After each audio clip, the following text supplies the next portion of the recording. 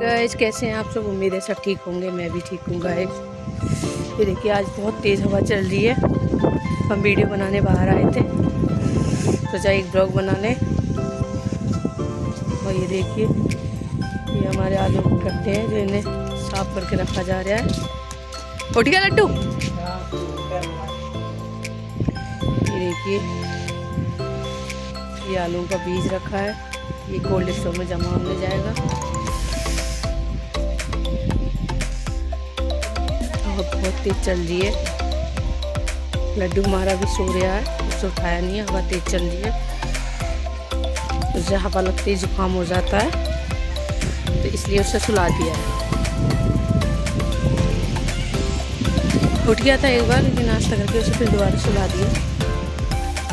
ये देखिए गाइस, ये आपको पीछे देख रहा है, ये मेरा घर है। देखिए बड़ा सा घर है। ये जो आपको पीछे दिख रहा है, ये हमारा पीछे का बना हुआ खुला हुआ है, इसमें ट्रैक्टर भैंस वगैरह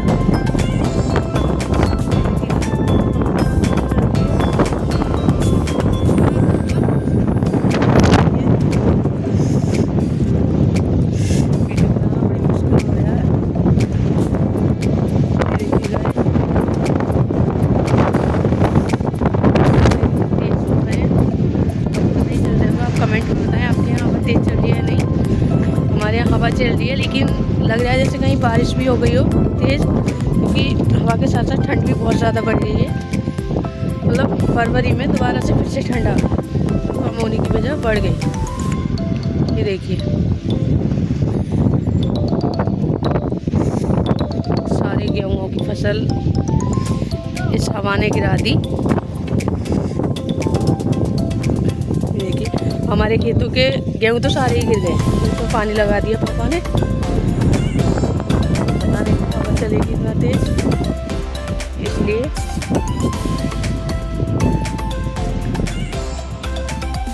अभी घर पे खाना बन रहा है, खाना खाने जाएंगे।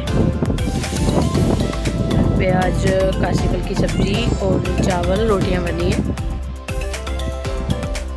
कमेंट करके ज़रूर बताएं किस किस को पसंद है काशी फल की सब्जी।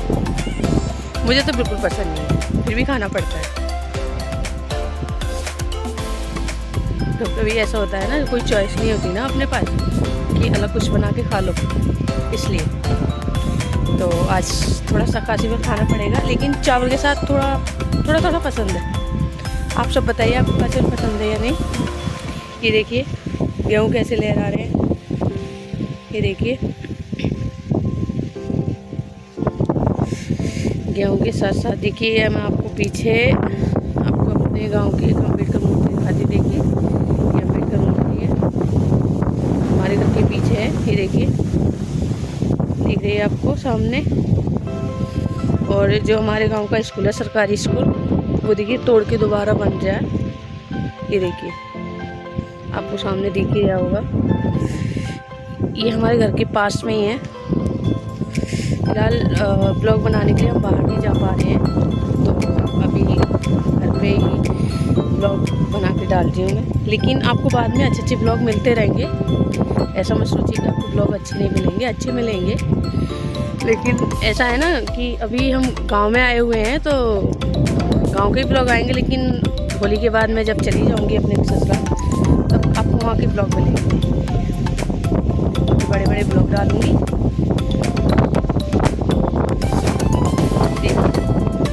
ये देखिए गाइस हवा बहुत तेज चल रही है, फिर भी क्योंकि कल मेरा ब्लॉग नहीं आ पाया था, इसलिए मैं आज अपना ब्लॉग बना रही हूँ।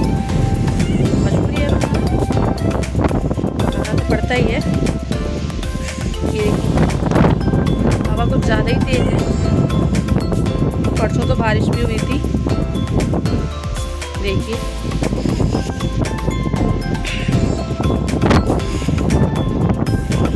इतनी हवा में बच्चे आलू बेच रहे हैं। ये देखिए सामने आपको थोड़ा दिख रहा होगा। ये देखिए, और यहाँ पे तो आंखें ही नहीं खुलती बिल्कुल भी धूल की वजह से, क्योंकि हमारा घर जो पीछे बना हुआ है वो कच्चा है, नीचे मिट्टी का है, इसलिए वहाँ से धूल उड़ती रहती है। पक्का कराएंगे धीरे धीरे, सब कुछ धीरे धीरे होगा। अभी कुछ दिन पहले मतलब 2024 में एक्सपायर हो गए थे हमारे थोड़े घर के हालात थोड़े ढीले ही चल रहे हैं, मतलब आप समझ गए होंगे। मतलब हमारा दुख अभी कम नहीं हुआ है, ये हमारे लिए एक बहुत बड़ा दुख है कि हमारे सर से हमारे बड़े भाई का साया ही उठ गया, क्योंकि वो बड़े भैया का हमारे पापा जाते थे, बहुत याद आते हैं। कभी कभी ऐसा लगता है जैसे कि हमारी पूरी दुनिया ही लुट गई, याद आती है, रो के थोड़ा मन हल्का कर लेते हैं। लेकिन पापा मम्मी अभी नहीं समझ पाए भाई, उनके सामने एक जवान बेटे की मौत होना कोई एक दुनिया ही लुटने से तो नहीं, मतलब दुनिया ही लुट गई उनकी तो पूरी। देखिए गाइस, जिस भाई ने हमें उंगली पकड़ कर चलना सिखाया हो, ये सोचिए बहन कम बेटी की तरह ज़्यादा पाला। आपको मैं शादी की वीडियो डालूंगी, आप उसमें देख पाएंगे कि मेरे भाई ने मुझे कितना प्यार दिया, कितना मतलब साथ दिया मेरी शादी में। आपको हमेशा मेरे पीछे दिखाई देंगे। और देखिए गाइस, मेरी शादी को 3 साल हो गए थे, फिर भी भाई मुझे एक बेटी की तरह प्यार करते थे। मतलब जब भी मैं अपनी ससुराल जाती थी इमोशनल हो जाते थे। तो कुछ यादें हैं उनकी जो भुलाई नहीं जाएंगी, पूरी ज़िंदगी याद आएंगी। हमेशा ये याद आएगा कि हमारे बड़े भैया जो पिता समान थे वो हमसे दूर चले गए। जो छोटा भाई है मेरा, उसके सर पे सारी जिम्मेदारियां आ गई उसके ऊपर। उसने ये सोच लो काम की वजह से खाना तलक छोड़ दिया, यहाँ तक कि टाइम खाना खाता है। सुबह में खा लिया तो शाम में नहीं खाया, शाम में खा लिया सुबह में खा लिया। मतलब ये है कि खाने का गौर नहीं है, बस काम पे उसके ध्यान ज़्यादा है। देखिए आपको थोड़ा थोड़ा दिख रहा होगा, ट्रैक्टर में आलू भर रहा है। ये मेरा तहेरा भाई है जो आपको थोड़ा सा दिखाई दिया, थोड़ा शर्मीला है। और बस ये दुख है, इसी वजह से मैं अपने मायके आई हुई हूँ। होली तक तो यहाँ रहना ही है, क्योंकि गाइस कुछ ऐसे काम होते हैं कि रुकना ही पड़ता है, आना पड़ता है। कहते हैं ना कि रस्म होती हैं, रस्म नहीं मतलब निभाई तो जाती हैं, रस्म हो या कुछ भी हो। लेकिन गाइस भाई की बहुत याद आती है, मतलब इतनी याद आती है कि सुबह में जब उठो तो ऐसा लगता है जैसे हमारे भाई कहीं घूम के आ रहे होंगे। जैसे पहले आते थे खेतों की तरफ देखो तो ऐसा लगता है जैसे भाई हमें देख रहे हो, ऐसा लगता है जैसे कहीं से भाई दिख जाए। और आपको एक बात बताऊं अपने भाई के बारे में, कहते हैं ना कि आजकल के लड़के बहुत स्मार्टनेस बन के रहते हैं, मतलब ऐसे रहते हैं जैसे कि एकदम हीरो की तरह कि क्या आज मैं ये ऐसे सूट्स पहनूँ, ऐसे कपड़े पहनूँ। लेकिन हमारे भाई में ऐसा कुछ था ही नहीं, हमेशा सिंपल रहते थे, लोवर टी शर्ट में। और मतलब कोई शौक ही नहीं थे, शौक हम दूसरों के कराते थे। हमने कह दिया आज भाई हमें ये चीज़ चाहिए, तो वो मिनट से पहले ला के रख देते थे। मतलब भगवान थे हमारे लिए। और एक भगवान को अपने से गुस्सा उठ जाना कोई नॉर्मल सी बात नहीं होती। कोई बात नहीं, धीरे धीरे थोड़ा हम भी नॉर्मल से हो ही जाएंगे। कहते हैं ना कि यादें कुछ ऐसी होती हैं जो पूरी उम्र याद आती रहती हैं, पूरी ज़िंदगी। कुछ ऐसा होगा जैसे छोटे भाई की शादी होगी, बहन की शादी होगी, तो वो हमेशा याद आएंगे। क्योंकि हमारे पापा को मेरी शादी में एहसास नहीं होने दिया कि हाँ उन्हें किसी चीज़ की ज़रूरत है या किसी चीज़ की कमी रह गई। बहुत मतलब पिता की तरह सारी रस्में निभाई, मतलब जो चाहिए था वो सब कुछ दिया। कहते हैं ना कि एक बेटी को जो चाहिए होता है वो एक बाप पूरी करता है, नहीं मेरे भाई ने मुझे सारी चीज़ें पूरी की। आज मतलब कुछ चीज़ें अधूरी सी रह गई हैं। दिल करता है, जैसे कभी कभी मन करता है कि भाई आ जाएं और हमारे अंदर की जो फीलिंग है, जो अंदर दबा हुआ है, वो पूछे और ये पूछे कि हाँ तुझे किस चीज़ की ज़रूरत है, मैं उन्हें बताऊं। और सबसे पहले अगर वो सामने दिख जाए तो गले लग के उनसे मिल जाऊं और कहूँ कि भैया आपकी बहुत याद आती है। तो गाइस ऐसे इसलिए वजह से मैं रोज़ ब्लॉग नहीं डाल पाती, क्योंकि हमारे लिए ये दुख बहुत बड़ा दुख है, मतलब इतना बड़ा कि बता ही नहीं सकते।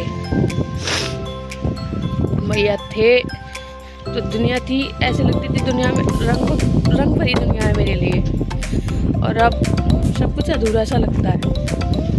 ऐसा नहीं है कि कोई और प्यार नहीं करता, मेरे हस्बैंड हैं वो मुझे बहुत ज़्यादा प्यार करते हैं, मम्मी पापा वो भी बहुत प्यार करते हैं, ससुराल में सब लोग प्यार करते हैं। लेकिन ये है ना कि एक इंसान कुछ इतना हद से ज़्यादा प्यार दे जाता है कि उसकी कमी कोई पूरी नहीं कर सकता। जैसे मेरे भैया ने, वो कमी पूरी कोई नहीं कर सकता। आप लोग कह रहे होंगे इतनी सारी बातें उनके बारे में बता रही, गाइस इसलिए बता रही क्योंकि वो थे इतने अच्छे कि उनके बारे में कहते हैं ना, एक किताब नहीं लिखा जा सकती और उनके बारे में उनकी अच्छाइयाँ नहीं गिनाई जा सकती। बस इतना है कि एक हमारे घर वालों के लिए सिर्फ एक भगवान की तरह थे वो।